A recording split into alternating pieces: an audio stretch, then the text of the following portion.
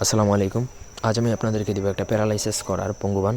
কাউকে যদি প্যারালাইজড করে ফেলতে চান তাহলে এই পঙ্গুবানটা তার উপর প্রয়োগ করতে পারেন।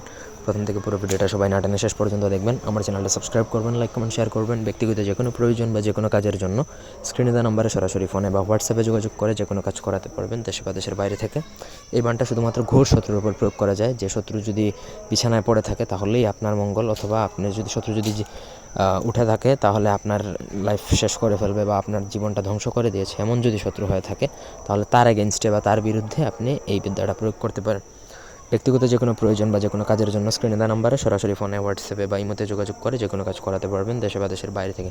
স্ক্রিনে দেওয়া নকশাটা আপনাকে মাদার গাছের হলুদ পাতা, যেটা আমাদের থেকেও নিতে পারেন অথবা আপনি কোথাও থেকে সংগ্রহ করে নেবেন, হলুদ পাতার মধ্যে শনি বা মঙ্গলবার দিন অথবা অমাবস্যার দিনে বা রাতে আপনাকে নকশাটা লিখতে হবে। মাদার গাছের হলুদ পাতার মধ্যে অরিজিনাল গুরুচন কালি এবং কস্তুরী কালি, দুইটা কালি একত্রে মিশিয়ে লিখবেন, না হলে নকশা জাগ্রত হবে না। নকশার নিচে বা উল্টা পিঠে শত্রুর নাম, শত্রুর ছেলে হলে তার বাবার নাম, মেয়ে হলে তার মায়ের নাম লিখবেন। লেখার পরে আপনাকে নকশাটা রেডি করে ফেলতে হবে। যেদিন আপনি দিনের বেলা লিখবেন সেদিন রাত্রিবেলা অর্থাৎ সন্ধ্যার পরে অথবা আরও দেরিতে, যখন মানুষ নির্জন হয়ে যায় তখন আপনাকে শ্মশানে যেতে হবে একবারে উলঙ্গ অবস্থায় শ্মশানে যেয়ে আপনাকে এই নকশাটা মাটিতে পুঁতে দেবেন। এমনভাবে পুঁতবেন যেন 1 হাত সম পরিমাণ একটা গর্ত করবেন।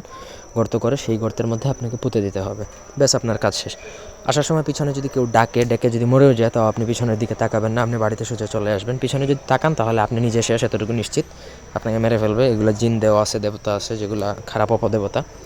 সুতরাং আপনি আসার সময় পিছনে ফিরে তাকাবেন না, সোজা আপনি চলে আসতে হবে। বেশ, আপনার কাজ শেষ। ওই দিন থেকে 72 ঘন্টার মধ্যে শত্রুর যে কোনো একটা অঙ্গ প্যারালাইজড বা পঙ্গু হয়ে যাবে, এতটুকু নিশ্চিত।